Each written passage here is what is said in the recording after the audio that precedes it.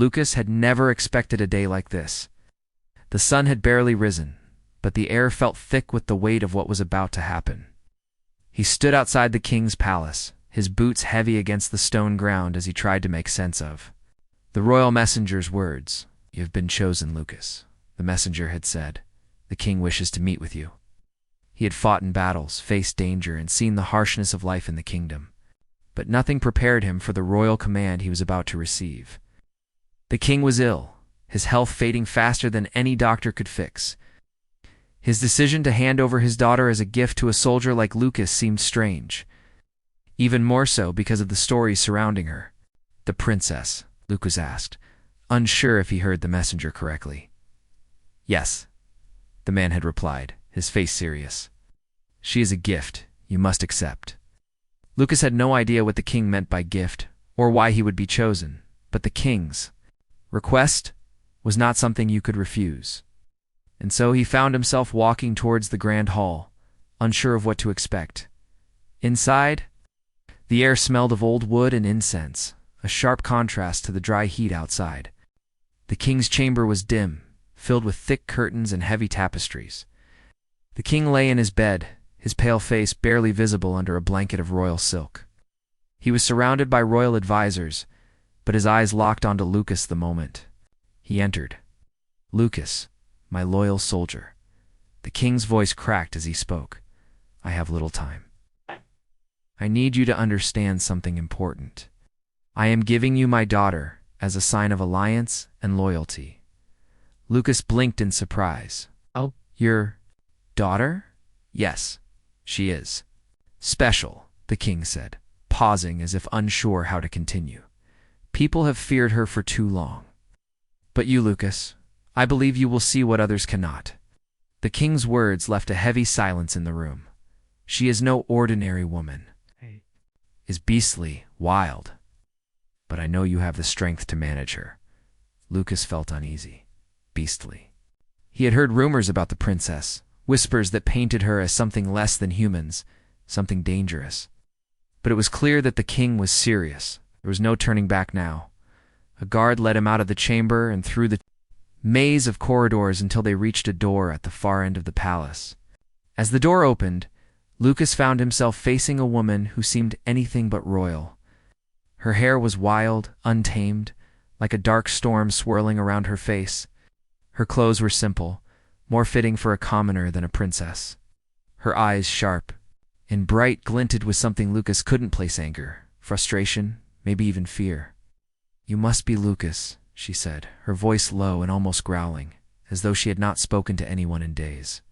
Her accent was rough, foreign, but still carried the weight of nobility. Lucas nodded, feeling the weight of the moment. "I've been asked to look after you, princess." She didn't smile. In fact, she barely moved. She stared at him with an intensity that made him feel like prey. "You've been told?" she said sharply. "I'm not like the women you're used to." Lucas nodded again, unsure what to say. He had heard the rumors, the stories of the king's daughter being cursed, turned into a beast at night, unable to control her animal instincts. But standing here in front of her, she seemed like any other woman, though her eyes, sharp and wild, made him second-guess that thought. "What's your name?" he asked, trying to break the silence. "Zara," she replied, her gaze never leaving him. "And you'll have to find out for yourself who I really am." Her tone was challenging, as if daring him to challenge her back. For a moment, Lucas felt a chill run through him. This was not what he had expected. The princess was not the delicate flower he had imagined, but someone wild and unpredictable, like a storm waiting to break free. "I'm not here to challenge you," Lucas said carefully. "I'm here to help. If there's something you need, I'll do my best." Zara's expression softened slightly, but only for a moment. "Help," she repeated. "I don't need help. I've been alive longer than you can imagine, and no one has ever been able to help me." The words stung, but Lucas knew he couldn't back down now. I had accepted the king's request, and now he had a responsibility, not just to the king, but to Zara too. He needed to find a way to break through her walls. "I don't know about your past," Lucas said quietly, "but I'll give you my word. I'll do whatever I can. No one should have to live like this, not even you." Zara said nothing for a moment, her eyes narrowing as she seemed to weigh his words. Then, finally, she spoke again, her voice softer this time. "We'll see. But be careful, Lucas. The world isn't always what it seems, and neither am I." As Lucas left the room, the weight of his new responsibility settled on his shoulders.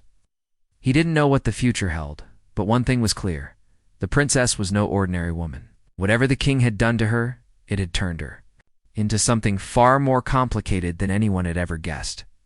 The days after meeting Zara were nothing like Lucas had expected. The palace felt colder, even though the sun was out, and it had nothing to do with the weather. It was Zara, the wild princess, who, despite her royal blood, seemed as distant and untamed as the wilderness itself. Lucas had been assigned to her, to guide her and to ensure she was safe, though he wasn't sure what safe meant.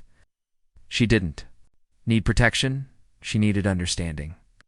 And that was something Lucas hadn't figured out yet.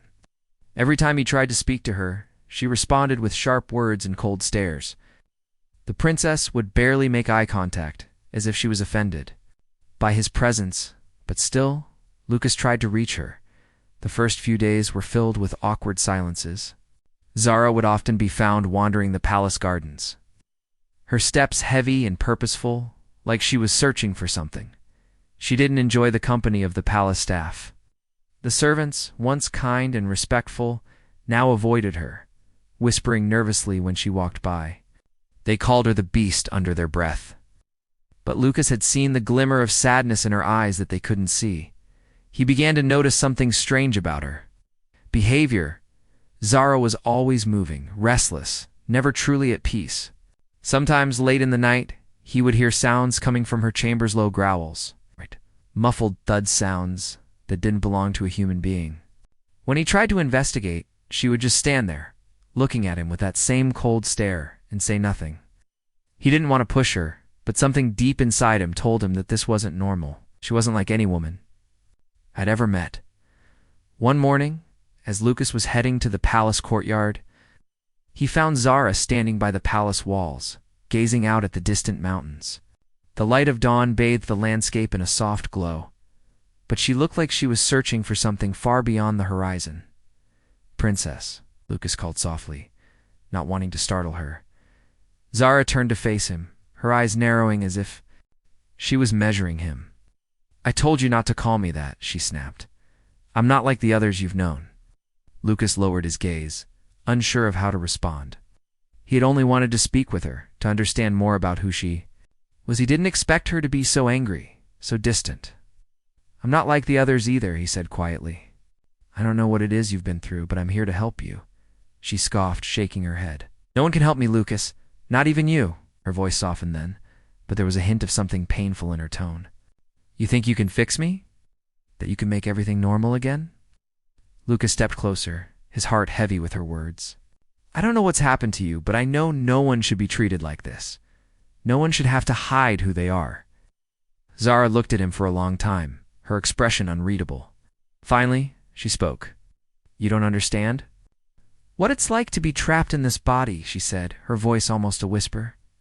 "I'm not just a princess. I'm something else, something dangerous. And the worst part is, I don't know if I can control it anymore."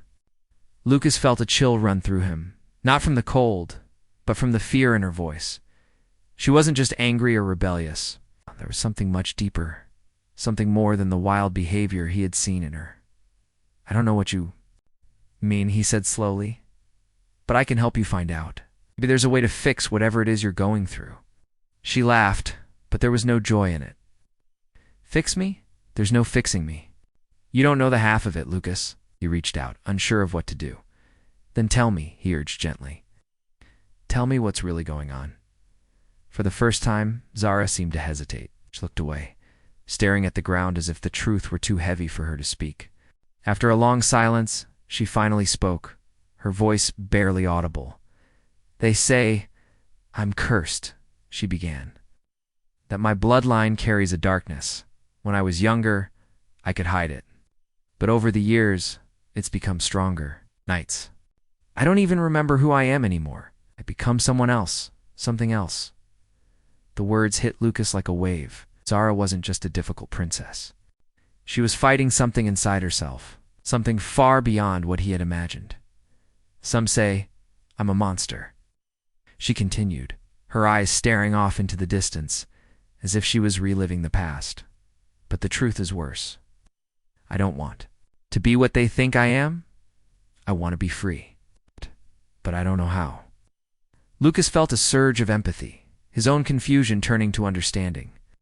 She wasn't just a royal burden or a wild woman. She was a person trapped in her own body, struggling, with a curse that no one could see but her.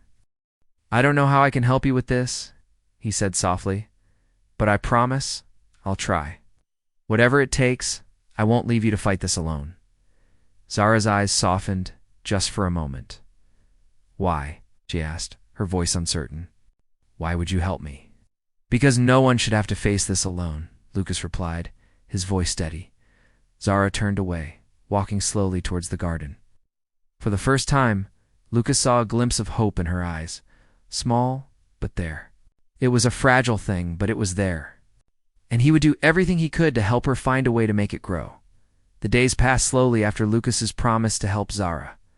The connection between them grew in small, quiet ways.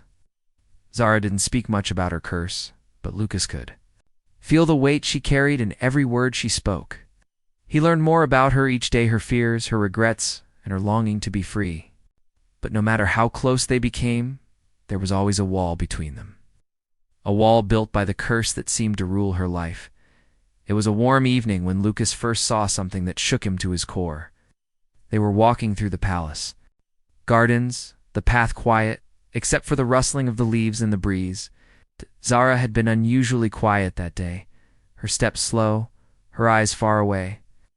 It was clear she was troubled, but she hadn't said why. "Is something wrong?" Lucas asked, his voice gentle. Zara stopped walking, her gaze fixed on the horizon. "I can feel it," she said softly. "It's close." "What is?" Lucas asked, stepping closer to her. "I don't know how to explain it," she replied, her voice tense. "But it's like something is waking up inside me. And when it does, I can't stop it." Before Lucas could respond, Zara suddenly took a step back, her body tensing as if she were preparing for something. "I have to go," she said, her voice shaky. "I can't stay here." "Zara, wait." Lucas reached out to her, but she was already turning and running toward the palace doors. Without thinking, Lucas followed her.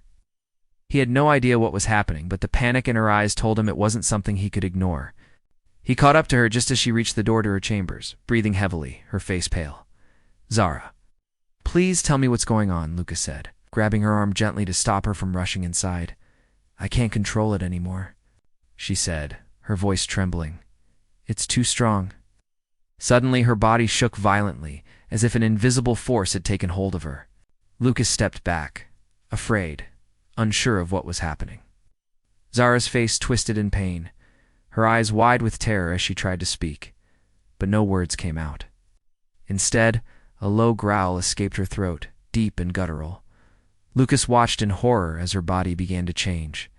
Her arms stretched and thickened, her fingers curled into claws. Her skin seemed to ripple, and her face contorted, her eyes turning from human to something far more primal. She was transforming right before his eyes into something Lucas could never have imagined. "Zara," shouted, but his voice was drowned out by the sound of her bones cracking and shifting, her growls becoming louder, more animalistic. In just moments, the princess was no longer the woman he had come to know. Standing before him was a creature massive and terrifying, with the eyes of a wild animal and the body of something that didn't belong in the world of men. Zarif, it was even her anymore, looked at him with those wild, glowing eyes, and for a moment, Lucas thought she might attack. But then, to his surprise, she took a step back, as if she was ashamed of what had happened. I'm sorry," she whispered, her voice breaking. "I didn't want you to see this." Lucas stood frozen, unable to speak. The creature before him was not the wild, untamed woman he had met. This was something darker, something far more dangerous. But even so, he could see the fear in her eyes. "She wasn't in control. I didn't choose this," Zara said, her voice weak as she collapsed to her knees. This is what I've become. The beast. ... Side me. ...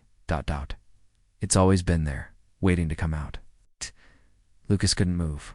Couldn't find the words to comfort her. He was afraid, yes, but more than that, he felt a deep sadness for the woman who was trapped in this nightmare. You're not alone, Lucas said finally, his voice steady, despite the fear that had gripped him. I'm here, Zara. I'll help you, no matter what. Her eyes softened, just for a moment. But then, as quickly as it had come, the transformation began to reverse. Her body shifted back, her bones cracking and reshaping, the growls dying, down into silent sobs. Slowly, she returned to her human form, weak and trembling. Her clothes torn from the violent transformation. Lucas knelt beside her, his hand resting gently on her shoulder. Zara, this isn't your fault. We can figure this out together. Zara shook her head, tears falling from her eyes. You don't understand, she whispered. I'm broken. I can't control it. I can't control myself. Lucas had seen many things in his life, but nothing had prepared him for this. The woman he had been assigned to protect was not just a princess, she was a prisoner of her own body. Bound by a curse she didn't deserve? Then we'll find a way, Lucas said firmly. There has to be a way to stop this. I'll never leave you to face it alone. Zara looked up at him, her eyes filled with both fear and something else, hope, maybe. She reached out and took his hand, the first sign of trust he had seen from her. Thank you, she whispered, her voice barely audible. But I don't know if I can ever truly be free.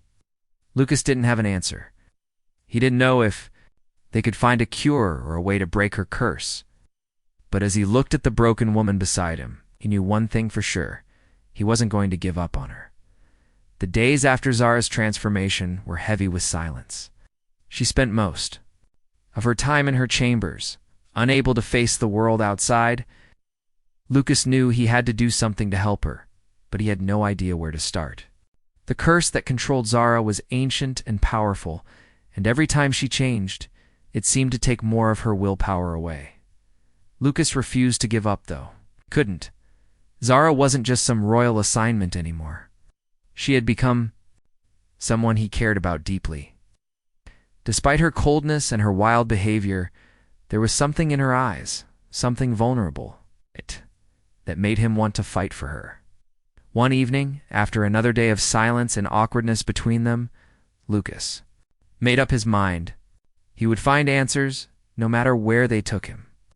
There had to be someone, somewhere, who knew how to break Zara's curse. He would not rest until she was free. The next morning, Lucas set out to speak with the kingdom's most knowledgeable scholar, an old man named Master Alden, who had spent his life studying ancient curses and magic. Master Alden was known to have access to books and scrolls that were older than the kingdom itself. If anyone could help them, it was him. When Lucas arrived at Alden's study, the room smelled of old parchment and ink. The scholar was hunched over a table, his thin, wrinkled fingers turning the pages of an ancient book. Ah, Lucas, Alden said without looking up. I knew you'd come. You seek answers, don't you? Yes, Lucas replied. It's about Princess Zara. She's been cursed, and I need to know if there's any way to break it. Master Alden finally looked up, his sharp eyes studying Lucas. A curse, you say? What kind of curse? How do you know it is a curse? Not just condition. It's both, Lucas said firmly. I've seen it with my own eyes. At night she transforms, her body changes. She becomes something dangerous. But when she's herself again, she's just a woman lost and terrified. Alden was silent for a long moment, his gaze distant, as if thinking deeply. Then, slowly, he nodded. I've heard whispers about the princess. There are old stories, Dark. One's about the royal bloodline. Some say her ancestors made a pact with the spirits of the land, a pact that demanded a price. That price was a curse passed down through the generations. Lucas listened intently, feeling a growing sense of unease. A pact? What kind of pact? Alden shook his head. It's hard to say for sure. The records are unclear, and many of them have been lost to time. But from what I know, The curse was meant to bind the royal family's power to the land itself. But over time, the curse became more twisted, more dangerous. It's not just a simple transformation, it's something far more sinister, and if it's not stopped, it will only get worse. Lucas felt his heart sink. So there is no cure? Alden's face grew solemn. It's the only way to break the curse is to undo the pact. But that's no easy task. The spirits are old and powerful, and they do not give up their bargains easily. It's a matter of finding the right ritual, the right place, the right time. Lucas wasn't ready to give up. What do we need to do? The scholar rose from his seat and went to a shelf filled with old scrolls. He pulled down a thick, dusty book and opened it to a page that seemed to glow faintly in the dim light. Here, Alden said, this is the ritual that might break the curse. But it's not something that can be done lightly. It requires a great deal of strength, not just from the one cursed, but from the one who helps them. Lucas leaned in, studying the words on the page. It was written in an ancient language, one he didn't understand. There were enough pictures and symbols that he could make out some of the meaning. This ritual, Alden continued, requires a powerful bond. The cursed one must be able to trust the person helping them completely. It requires a sacrifice, a piece of one's soul, to break the bond between the cursed one and the spirits. Lucas stared at the page, his mind racing. A sacrifice? Is he willing to give up something of himself to help Zara? Gowl. Do you even do it? I'll do whatever it takes, he said, his voice firm. Alden gave him a long look, as if weighing his words. You must understand that this is dangerous, Lucas. The spirits won't give up their hold easily. If you fail, it could cost you everything. Lucas didn't hesitate. I won't fail. Very well, Alden said, closing the book with a sigh. I will prepare the ritual. You must bring the princess here. Once you begin, there will be no turning back. Lucas thanked the scholar and left the study with a renewed sense of purpose.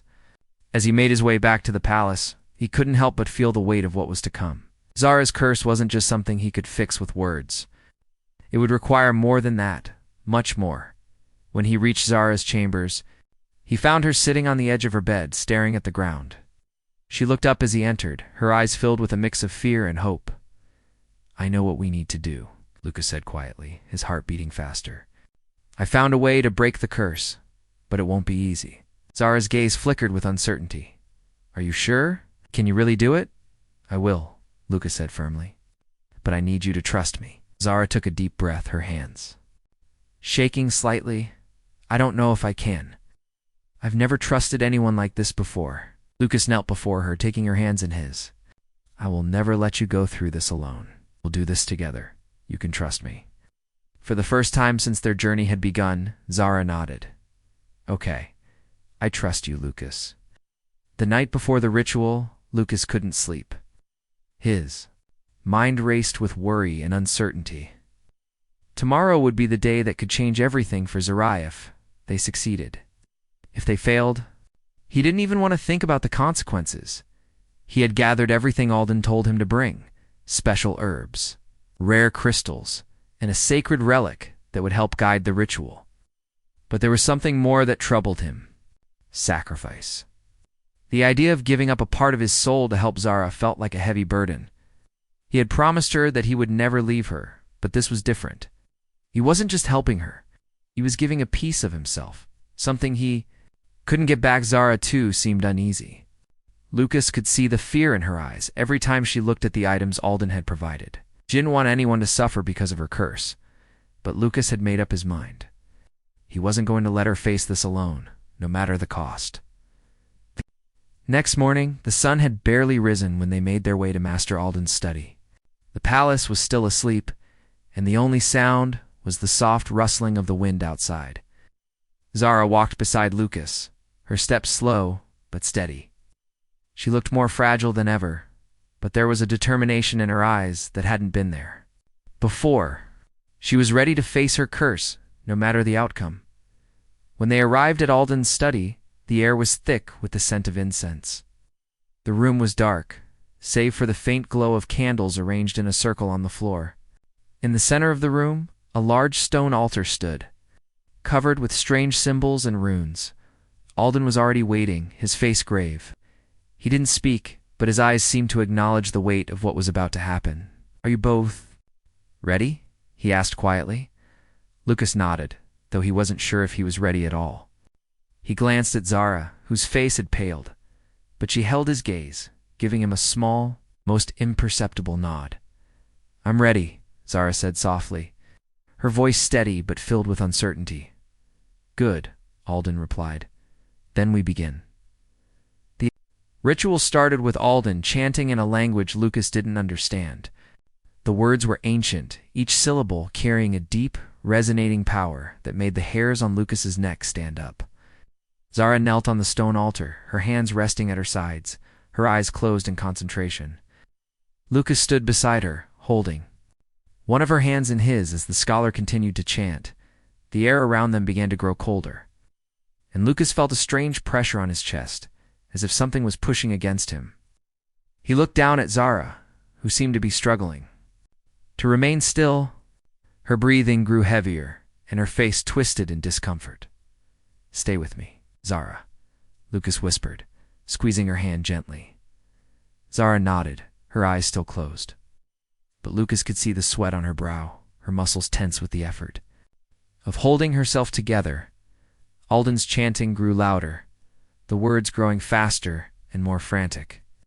The ground beneath them seemed to shake, and Lucas felt as though the very fabric of the world was unraveling. He could see the crystals around them begin to glow, their light growing brighter with each passing second. Zara gasped, her body trembling. "It's happening," she whispered, her voice shaking. "I can feel it." Lucas squeezed her hand tighter, trying to steady her. But he knew that the hardest part was yet to come. The ritual demanded a sacrifice, a piece of one's soul. He didn't know how it would work, but he knew that once it started, there would be no going back. Alden stopped chanting for a moment, his eyes flicking to Lucas. "It's time," he said, his voice serious. "Lucas, you must give the sacrifice. Now." Lucas looked at him, feeling the weight of the moment. He had been prepared, or at least he thought he had been. But now that it was time, he wasn't sure if he could go through with it. A piece of his soul. Could he really give that up? Zara's eyes opened, and she looked at him, her gaze filled with fear. "Lucas," she said softly, "you don't have to do this." But Lucas cut her off. "I promised I'd help you," he said firmly, his voice steady despite the storm of emotion swirling inside him. "This is the only way. I'll be all right." Zara stared at him, her eyes searching his face, as if trying to find any sign of doubt. But she didn't find any. Finally, she nodded, her expression softening. "Thank you," she whispered. Alden stepped forward, placing a hand on Lucas's shoulder. "You must make the sacrifice now. Take Zara's hand and focus on the bond between you. When you're ready, the exchange will be made." Lucas nodded, taking a deep breath. He reached for Zara's hand once more, his heart pounding in his chest. He closed his eyes and focused, trying to block out everything but her presence. The warmth of her hand in his, the trust in her eyes, the connection they had built over the past weeks. It was all that mattered now. He felt a strange sensation, a warmth spreading from his chest to his fingertips, as though a part of him was slowly being pulled away. It didn't hurt, not at first. But as the warmth spread, it became heavier. Like something important was leaving him, something he would never get back. Suddenly, there was a burst of light, blinding and intense. Lucas felt his knees buckle as the energy surged through him, and he gasped for air, feeling as though the very world was pressing down on him. When the light faded, Lucas opened his eyes, gasping for breath. Zara was still beside him, but she looked different. Her body was glowing faintly, her form more solid, more grounded than it had been before. "It's done," Alden said, his voice filled with awe. "The curse has been broken." Zara looked at Lucas, her eyes wide with wonder. "It worked. ... It really worked." Lucas could hardly believe it. The weight of the ritual, the sacrifice, it had all been worth it. No longer bound by the curse, and he had given her that freedom, The sun had barely risen the morning after the ritual, but Lucas felt like the weight of the entire world had been lifted off his shoulders. His heart still raced from the events of the night before. Zara was free, and though he had made a great sacrifice, it was worth it. The fear, the doubt, the uncertainty, they all seemed to fade as the days went on. Yet in the quiet moments, he couldn't help but wonder what his sacrifice would mean for him. Would he ever truly feel whole again? Zara was different now. Her presence, once wild and untamed, had become calmer, more peaceful. She no longer carried the weight of the curse, but her eyes still held the depth of everything she had been through. She seemed lost in her own thoughts. But there was something new in her expression of hope that had been missing for so long. One evening, as they walked together through the palace gardens, Zara stopped suddenly, gazing at the sky above. The air was cool, and the stars were just beginning to appear, twinkling against the deep blue canvas of night. Lucas watched her, sensing that something was coming. "Lucas," Zara said quietly, her voice soft, yet steady. "I need to thank you. For everything. I don't think I've ever said it enough." Lucas smiled, though there was still a hint of sadness in his eyes. "You don't need to thank me. I did what I promised I'd do. You're free now. That's all that matters." "Right." Zara shook her head. "It's not just that. You've helped me see something I never thought possible, that I can be more than what I was before, that I can live like everyone else. I never imagined I'd get the chance to be normal again." Lucas felt a lump form in his throat. "You were always more than that, Zara. You just didn't know it." She turned to face him, her eyes filled with gratitude. "And now I know it because of you. I can't change what happened in the past, but I can change what happens next. I'm not just the beast anymore." They stood there for a moment, the silence between them comfortable, as though they were both trying to make sense of everything that had happened. Lucas knew they couldn't go back to the way things had been, but in that moment, he realized they didn't need to. They had both changed in ways they hadn't expected, and that was enough. But then, just as the moment seemed perfect, Zara's face suddenly shifted, her eyes narrowing. Lucas frowned, sensing the shift in her. He could say anything. She turned quickly. Gaze locked on the horizon. He followed her line of sight, but at first he saw nothing out of the ordinary. "What is it?" he asked, his voice laced with concern. "I don't know," Zara said, her voice tense. "It's like something is calling to me." Lucas stepped closer to her, his hand resting on her shoulder. "You're safe now. No one can hurt you anymore." Zara nodded but didn't seem to hear him. She was staring at the distant mountains, her entire body rigid, as if she were being pulled toward something she couldn't see. "Zara," said gently, turning her to face him. "What's going on?" Zara looked at him, her eyes wide with a mix of confusion and fear. "What?" "It's the last part of the curse," she whispered. "Even without the beast inside me, there's still something that I have to face." Lucas's heart sank. "What do you mean?" "The spirits," she said, her voice barely audible. "The ones who bound me to the curse. They're still out there. They want something from me. Something I have to give." Lucas felt a surge of anger. "You've been through enough. You've already sacrificed enough.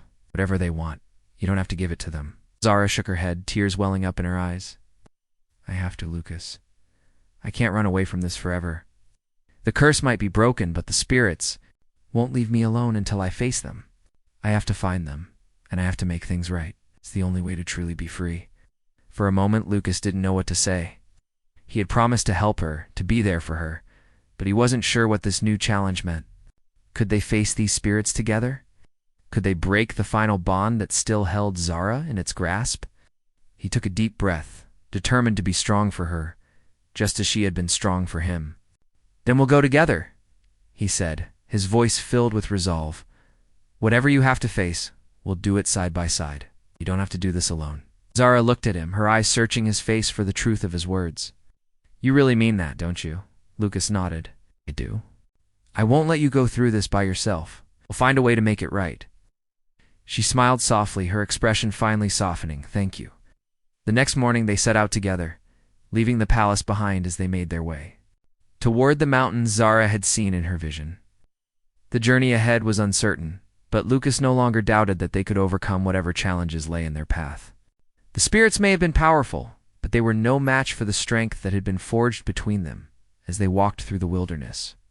Side by side, Lucas couldn't help but feel a sense of peace. They had come so far, both of them, and no matter what the future held, he knew they would face it together. And for the first time since the curse had taken hold of Zara, he felt hope, real, tangible hope. They had already fought so much to get to this point, and now the final test was ahead. But no matter the outcome, Lucas knew they would be stronger because of it. The journey to the mountains was long and filled with uncertainty. The further they traveled, the more Zara's fears seemed to grow. Despite everything they had been through, despite the broken curse and the promise of freedom, Zara couldn't shake the feeling that something was waiting for her at the end of this path, something that she had to face alone. Lucas could see the change in her. She had become more distant in the days since they had left the palace. Her thoughts seemed far away, and she no longer spoke much, lost in her own mind. He could feel the weight of the journey on her shoulders, and he knew that she was still carrying the fear of what might be coming, but he couldn't leave her alone, not now. He had promised to stay by her side, and he would. "No matter what, Zara," he said. One evening, as they set up camp for the night, the fire crackling between them, "You don't have to do this alone. Whatever's waiting for you in those mountains, I'll be right there with you." Zara looked at him, her eyes filled with both sadness and gratitude. "You don't know what you're saying, Lucas," she whispered. "This isn't just about me anymore. It's about what's been done to me. The spirits there tied to me in ways you can't understand, and I have to make things right. I have to face them on my own." Lucas shook his head. "No, Zara, we've faced everything together so far. You don't have to carry all of this alone. I'm here for you. I always will be." For a moment, Zara just stared at him, as if she was trying to read his heart. Then finally, she nodded. "All right, we'll face them together." That night, as they lay under the stars, Lucas could sense that something had shifted between them. Zara was no longer trying to push him away. She had finally let him in, letting him share the weight of her burdens. It was a small thing, but it made all the difference. The next morning, they continued their journey. The path grew steeper as they climbed higher into the mountains. The air became thin and the wind colder, but Zara pressed on with determination. Lucas stayed close, watching her every step, ready to catch her if she faltered. After several days of travel, they finally reached the foot of the mountain where Zara believed the spirits waited. The place was quiet, eerily still. The trees were sparse, and the rocky terrain stretched out before them, dark and foreboding. Zara stopped at the edge of a cliff, staring out at the vast, empty landscape below. "This is it," she said softly. "This is where it ends." Lucas stood beside her, looking out over the same view. He could feel the tension in the air, the sense of something ancient and powerful that lingered in the shadows. He took a deep breath, trying to steady his own nerves. "Are you ready?" he asked. Zara looked at him, her expression serious. "I don't know if I'm ever ready for something like this," she admitted, "but I have to do it for me. For the past I've carried with me." Lucas reached out, placing a hand on her shoulder. "Then we do it together." Zara gave him a small smile, her eyes filled with both fear and trust. She turned and began walking toward the center of the rocky plain. Lucas followed her, his footsteps steady and sure. They had come this far, and there was no turning back. As they reached the heart of the mountain, the air grew colder still. The wind picked up, howling like a distant, mournful cry. Zara stopped in the middle of the plain, closing her eyes as if listening to the voices in the wind. Lucas stood behind her, waiting, watching, ready for whatever came next. Suddenly, the ground beneath them trembled, and the sky darkened. A low, rumbling voice echoed through the air, a voice that seemed to come from all around them. "You have come," the voice said, deep and ancient. "But you cannot undo what has been done. The price has been paid, and the pact cannot be broken." Zara's body tensed, her hands clenched at her sides. "I don't care about the pact," she said, her voice steady but filled with defiance. "I won't live in fear anymore. I'm taking back my life." The voice laughed, a cold, cruel sound that sent a shiver down Lucas's spine. You cannot take back what was never truly yours. You belong to us now. No, Zara said, her voice stronger this time. I belong to myself. I'm done being a prisoner to my past. The ground shook again, and suddenly the spirits appeared before them, shapeless. Shadowy figures that seemed to move with the wind. Their eyes glowed like burning embers, watching them with an eerie, otherworldly gaze.